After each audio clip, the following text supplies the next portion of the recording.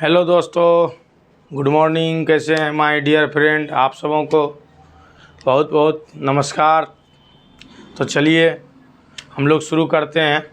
ठीक है, आज का जो हम लोगों का टॉपिक है, पिछले दिन हम लोगों ने देखा कि पदार्थ के शुद्ध रूप के बारे में, पदार्थ के कौन कौन से शुद्ध रूप हैं।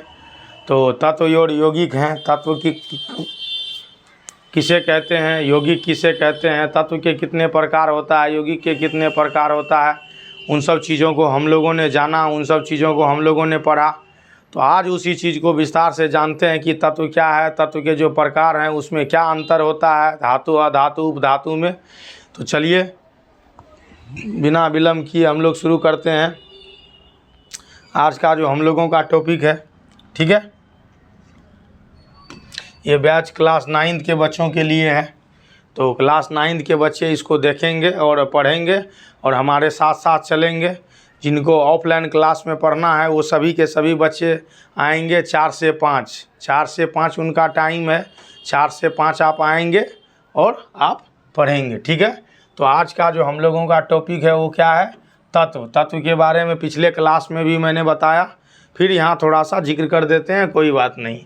तत्व एक शुद्ध पदार्थ है जिसे ना साधारण पदार्थों में तोड़ा जा सकता है, ना किसी भी ज्ञात भौतिक और रासायनिक क्रिया के द्वारा दो या साधारण पदार्थों, ठीक है, से बनाया जा सकता है। उसे क्या कहते हैं, तत्व कहते हैं। तत्व का कहने का मतलब है कि पदार्थ का सबसे शुद्ध फॉर्म है, पदार्थ का सबसे शुद्ध फॉर्म है। ठीक है, इसको आसानी से ना तो हम लोग बना सकते हैं और आसानी से ना तो हम लोग इसको क्या कर सकते हैं, तोड़ सकते हैं, अलग कर सकते हैं, पृथक कर सकते हैं। ठीक है, तो उसे क्या कहते हैं, तत्व कहते हैं। या एक ही प्रकार के परमाणुओं से मिलकर बने हुए पदार्थ को क्या कहते हैं, तत्व कहते हैं। तो जैसे लोहा है, सोडियम है, ऑक्सीजन है। वर्तमान में लगभग 120 तत्व जो जो आवर्त सारणी में हम लोग पढ़ते हैं। अभी तक के साइंटिस्टों के मदद से, सहयोग से इतने तत्वों का जो है खोज हो पाया है। कुछ इसमें प्राकृतिक तत्व हैं, कुछ तत्व ऐसे हैं जो प्रयोगशाला में हमारे वैज्ञानिकों के द्वारा तैयार किया गया है, बनाया गया है। तो उसी तत्व के प्रकार के बारे में हम लोग जानते हैं, सोचते हैं, पढ़ते हैं, समझते हैं। चलिए तो आगे बढ़ते हैं। तत्वों के प्रकार। मूल रूप से तत्व के कितने प्रकार होते हैं, 3 प्रकार होते हैं। पहले को धातु कहते हैं, दूसरे को अधातु कहते हैं और तीसरे को क्या कहते हैं, उपधातु कहते हैं। तत्व के 3 प्रकार, धातु, अधातु और उपधातु। इसको गुण के आधार पे अलग अलग बांटा गया है। जैसे इंसानों के गुण अलग अलग होते हैं, उसी तरह से तत्वों के गुण भी अलग अलग होते हैं। कोई जो आदमी लंबा होता है, कोई छोटा होता है, कोई जो है मध्यम हाइट का होता है, कोई ज़्यादा गोरा होता है, कोई ज़्यादा जो है डार्क होता है, कोई श्यामला होता है। तो उसी तरह से इसका भी अपना गुण है। कोई डांस करता है, कोई सिंगिंग करता है, कोई क्रिकेट खेलता है, कोई हम जैसे पढ़ाता है बच्चों को। ठीक है, तो इसी तरह से इसके भी गुण हैं और गुण के आधार पर ही इसको क्या किया गया है, बांटा गया है। ठीक है, तो हम लोग उसी को देखते हैं और उसी को पढ़ते हैं और उसी के बारे में जिक्र करते हैं। ठीक है, तो चलिए देखते हैं।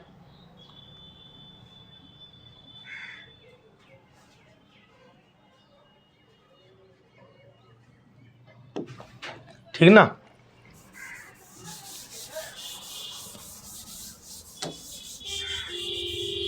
तो सबसे पहला क्या है, ये यहाँ पे किसका है, धातु का, और यहाँ पे अधातु का, और यहाँ पे उपधातु का। और ये एक तरह से विभेद है, अंतर है, जो एक बार में आपको समझ में आएगा। धातु क्या होता है, चमकदार होता है, इसलिए अपने घरों में हम लोग इसका गेट, खिड़की, दरवाज़ा लगाते हैं, बर्तनों का इस्तेमाल करते हैं और इससे अन्य कई तरह की चीज़ें बनाई जाती है। अधातु चमकदार नहीं होता है, इसलिए हम लोग इसका इस्तेमाल इन सब चीज़ों में नहीं करते हैं। करते भी हैं तो इसके ऊपर जो है कलर पेंट वगैरह का इस्तेमाल करते हैं। उपधातु ऐसे तत्व जो धातु और अधातु दोनों के बीच के गुणों का क्या करते हैं, समायोजन होते हैं, दोनों के बीच के गुणों को दर्शाते हैं। ठीक है, तो इस चीज़ को आप ध्यान में रखेंगे। धातु अघातवर्ध्य होती है। अघातवर्ध्य क्या होता है, ये गुण होता है, जिसको हम लोग अगर हथौड़ी से पीटे तो पीट के इसका जो है चदरा बना सकते हैं, और चदरा जब बनेगा तो उससे अलग अलग प्रकार की आकृतियों का सामान बनाया जा सकता है। ये तन्य होती है, अर्थात धातुओं को खींचकर तार बनाए जा सकते हैं। ये गुण अधातुओं में और उपधातुओं में नहीं होता है। ये अघात वर्ध नहीं होते हैं, ये तन्य नहीं होते हैं, ये भंगुर होते हैं।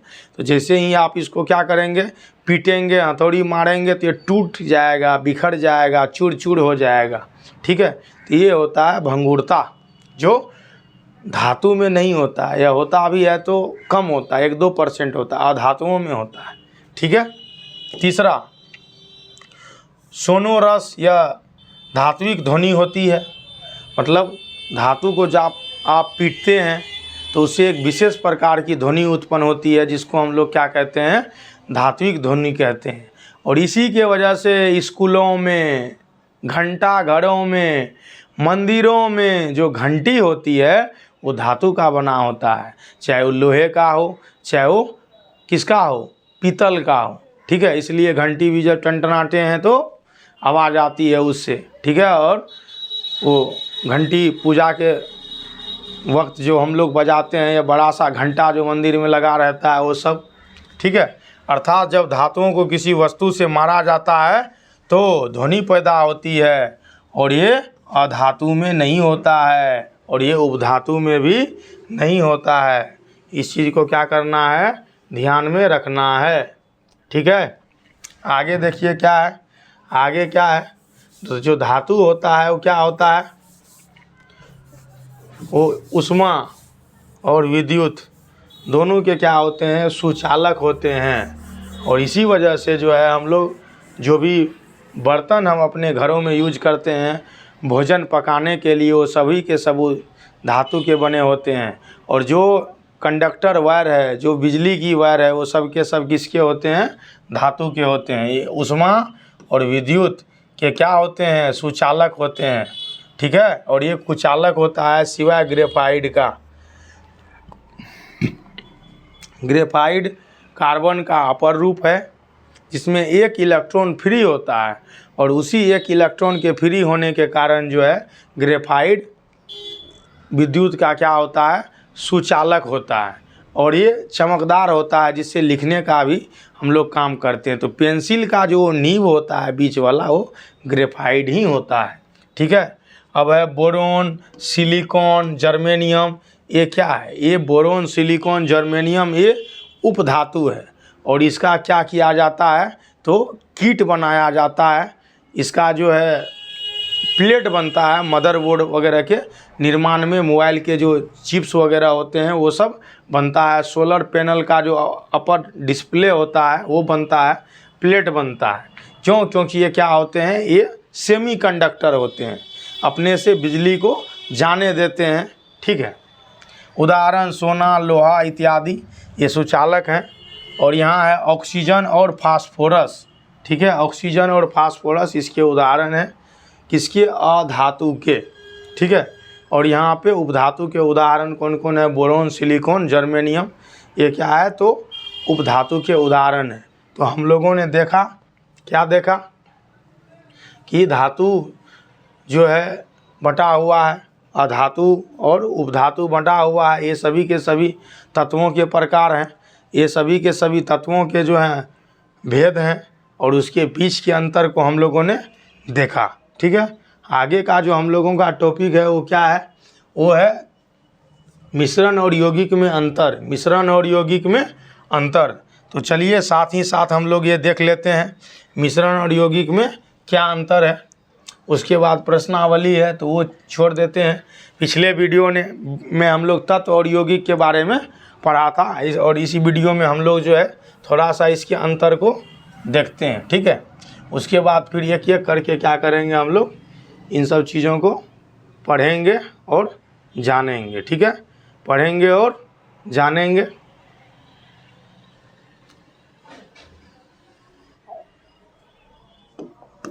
ठीक है, तो मिश्रण और यौगिकों में अंतर, difference between mixture and compound. ठीक है, कंपाउंड क्या होता है, पदार्थों के निश्चित अनुपात के संयोग से बनता है, और मिश्रण क्या है, पदार्थों के अनिश्चित अनुपात के संयोग से बनता है। दोनों संयोग से ही बनेगा, 2 या 2 से अधिक पदार्थों से, लेकिन यौगिक में निश्चित अनुपात होगा और मिश्रण में कोई भी अनुपात नहीं होगा। डैट मीन्स उसका अनुपात का जो है कोई निश्चित रेशियो नहीं होगा। ठीक है। मिश्रण तत्व या यौगिकों के केवल मिश्रण बनाने के लिए मिलते हैं। मिश्रण में डायरेक्ट तत्व यौगिक को मिला दीजिए, मिश्रण बन के तैयार। लेकिन यौगिक में ऐसा नहीं होता है। 2 या 2 से अधिक पदार्थ, ठीक है, करके अभिक्रिया करके नए पदार्थ का निर्माण करते हैं और एक निश्चित अनुपात में होता है। कोई नया पदार्थ नहीं बनता है, संगठन परिवर्तनीय होता है, फिर से आप उसके पुराने फॉर्म में आप ला सकते हैं फिल्ट्रेट करके। नए पदार्थ का संगठन सदैव अस्थायी होता है। जो पदार्थ यौगिक में बनते हैं अपने द्रव्यमान के अनुसार एक निश्चित अनुपात में होता है और एक साथ वो मिले होते हैं। नंबर 3, मिश्रण में उपस्थित घटक अपने गुणधर्मों को दर्शाते हैं। डैट मीन्स मिश्रण में जो भी चीज़ है वो अपने गुणधर्म को लिए हुए होता है। इसलिए जब आप भुजा खाते हैं, जब मिर्च जाती है, हरी मिर्च मुंह में तो कड़वा लगता है, प्याज अलग स्वाद देता है, मूंगफली अलग स्वाद देता है, लेकिन ये चीज़ आपको चाय में नहीं मिलेगी। चाय भी एक मिश्रण ही है, ठीक है, लेकिन ज़्यादा डिफाइन लेवल का है। कोल्ड ड्रिंक में नहीं मिलेगा आपको, ये चीज़ आपको जो है शरबत वगैरह में नहीं मिलेगा और यौगिक में तो मिलेगा ही नहीं। नए पदार्थ के गुणधर्म पूरी तरह से भिन्न होते हैं। ठीक है। यहाँ देखिए, घटकों को भौतिक विधियों द्वारा सुगमता से पृथक किया जा सकता है, आसानी से अलग किया जा सकता है, लेकिन यौगिक में घटकों को केवल रासायनिक या वैद्युत रासायनिक प्रक्रिया के द्वारा ही अलग कर सकते हैं। ठीक है। ये जो वाटर है, ये जो जल है, इसको जो चाहेंगे कि हम लोग अलग कर दें, वो संभव नहीं है, वो संभव नहीं है। ये जो वाटर है ये कैसे अलग होगा? आपके पास कौन सा ऐसा डिवाइस है जिससे आप इसको क्या करेंगे, अलग कर देंगे? बताइए, नहीं हो पाएगा।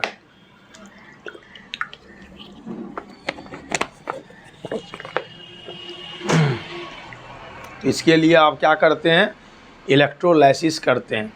फिर उसमें क्या होता है, हाइड्रोलाइसिस होता है, फिर ये टूट जाता है इसमें H2 में और O2 में। ये क्या है, एक तरह का, ठीक है, केमिकल रिएक्शन है। तो केमिकल रिएक्शन के द्वारा ही क्या होता है, कंपाउंड बनता भी है और केमिकल रिएक्शन के द्वारा ही कंपाउंड टूटता भी है। लेकिन मिश्रण में ऐसा कुछ नहीं होता है। ठीक है। क्यों नहीं होता है? जब आप आगे पढ़ेंगे तो आप आगे इस चीज़ को अच्छे से जानेंगे, समझेंगे। ठीक है। और वो पढ़ाएंगे, ठीक है, तो तब आप उस चीज़ को देखिएगा, सोचिएगा, समझिएगा। अब है उदाहरण, लोहा और गंधक का मिश्रण। तो मिश्रण का एक उदाहरण है, मिश्रण ही लिख दिया है वहाँ पे। ठीक है। चीनी आटे का मिश्रण, ठकुआ जो बनता है हम लोगों के यहाँ छठ में, पुआ, सत्तू जो पीते हैं, ये सब का सब मिश्रण है। अब है उदाहरण, किसका उदाहरण? तो यौगिक का। गंधक और लोहा आपस में क्रिया करके आयरन सल्फाइड बनाता है। ठीक है। और ये आयरन सल्फाइड क्या है, एक यौगिक है। ऐसे कई यौगिक हैं। ठीक है। कार्बन डाइऑक्साइड है, H2O है, HCl है, ठीक है, NaCl है, ठीक है, NaOH है। ये सब के सब क्या है? तो ये सब के सब क्या है? यौगिक है। ठीक है, कंपाउंड है। तो आपने ये सारा चीज़ देखा। ठीक है।